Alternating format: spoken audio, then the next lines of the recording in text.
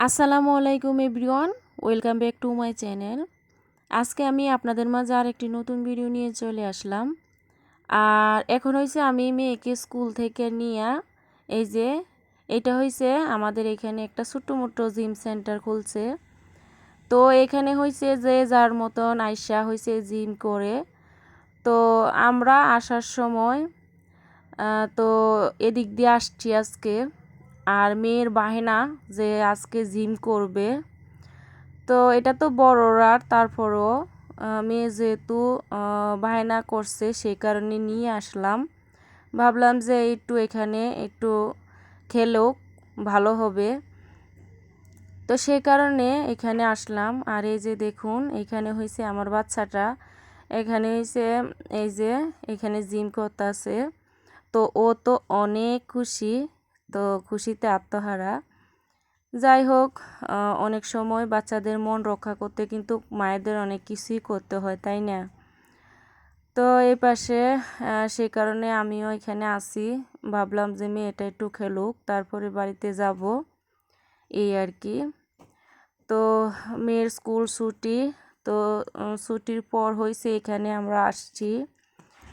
আর এখানে হয়েছে অনেক কিছু মানে জিম করার জিনিস আছে। এতগুলো জিনিসের নাম হয়তো বা আমার জানা নাই, কোনটা কি করে সেটাও আমি জানি না। তো মেয়ে হয়েছে এক এক করে চেক করতেছে, তো ওর কাছে নাকি খুবই ভালো লাগতাছে, এই আর কি। তো এটা হয়েছে আমাদের এখানে একটা মাঠ। তো মাঠের এই পাশে হয়েছে জিম সেন্টারটা। তো এই পাশে হয়েছে আমার মেয়েটা হয়েছে এখানে এই যে এটা হয়েছে ও মজা পাইছে, তো ও করুক ওর মতন, আমি একটু পরে চলে যাব। আর এই যে এটা হয়েছে এখানে খেলার মাঠ, এটা হয়েছে কলেজ। তো এই পাশে হয়েছে আমি এই যে এটার মধ্যে বসছি একটু, আর আমার হাতে হয়েছে মানে ব্যাগ। তো আমি একটু বাজারে গেছিলাম, সেগুলো আর শেয়ার করি নাই আপনাদের সঙ্গে। তো আসার সময় হয়েছে আমি এখানে যে মিষ্টি কুমড় নিয়ে আইছি, রান্না করব সেই কারণে। তো এই যে বাড়িতে চলে আসলাম, আর এসে এগুলো হয়েছে আমার শ্বশুরমশাই নিয়ে আসছে আমাদের গাছের, এই যে আমরা কলার থুর বলি সেগুলা। আর কিছু আমার গাছের এই যে বেগুন, আর হয়েছে কিছু ঝিঙ্গা, তো এগুলো হয়েছে নিয়ে আসছে। তো আজকে রান্না করব। আর যে মিষ্টি কুমড়াটা আমি নিয়ে আসছিলাম, সে মিষ্টি কুমড়াটা আমি কেটে নিছি, মিষ্টি কুমড়াটাও রান্না করব আজকে। আর এই পাশে হয়েছে আমি একটা করলা ছিল, সে করলাটা হয়েছে আমি এখন ভেজে নিতেছি, এই আর কি। তো যেহেতু আর একটু পরে দুপুর হয়ে যাবে, সে কারণে আমি স্কুল থেকে এসেই রান্নাটা বসাই দিছি। আর আমার অন্য সব রান্না হইয়া গেছে। এখন হয়েছে আমি যে কলা থোরটা আছে, আমরা থোর বলি আমাদের বাসায়, তো এইটা হয়েছে আমরা অনেকে মোচাও বলে। তো এইটা হয়েছে আমি এখন এই যে রান্না করব, সেই কারণে আমি এখানে মশলা দিয়ে নিতেছি। তো আমি এইভাবে কলার যে থোরটা আছে আমি রান্না করি। তো প্রথমে কিন্তু আমি পেঁয়াজ কুচি দিছি, আর হইছে কাঁচামরিচ আর তেজপাতা। তো এগুলা যখন আমার ভাজা হয়ে গেছে, তারপরে হয়েছে আমি বাটা মশলাগুলি অ্যাড করে দিছি। আর আমি হয়েছে আগে কলার যে থোরটা আছে এটা হয়েছে আমি কাটা বাছা করে আগে সিদ্ধ করে নিছি, আপনারা দেখছেন।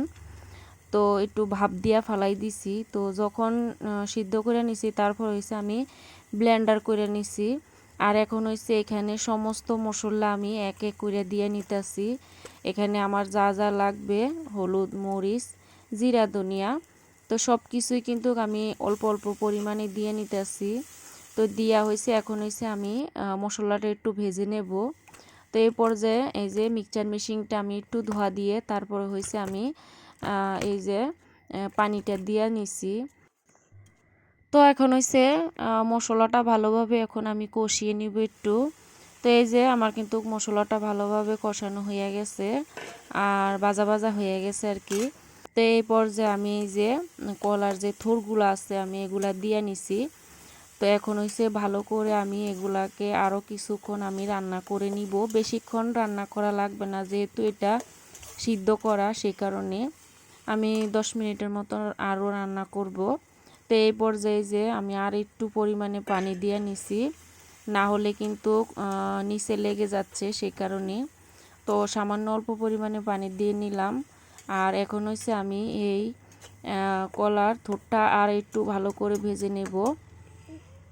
তো এটা এক একজনে হয়তো এক এক রকমভাবে রান্না করে, তাই না? তো এই পর্যন্ত যারা আমার এই ভিডিওটির সঙ্গে ছিলেন তাদেরকে আমার তরফ থেকে অসংখ্য ধন্যবাদ জানাই আমার সঙ্গে থাকার জন্য। আর প্লিজ সবাই আমাকে একটু সাপোর্ট করবেন। তো এই পাশে হয়েছে আমার রান্নাটা হয়ে গেছে। তো আজকে হয়েছে আমি ভিডিওটা এখানে শেষ করে নিচ্ছি। তো আপনারা ভালো থাকবেন, সুস্থ থাকবেন। আল্লাহ হাফেজ।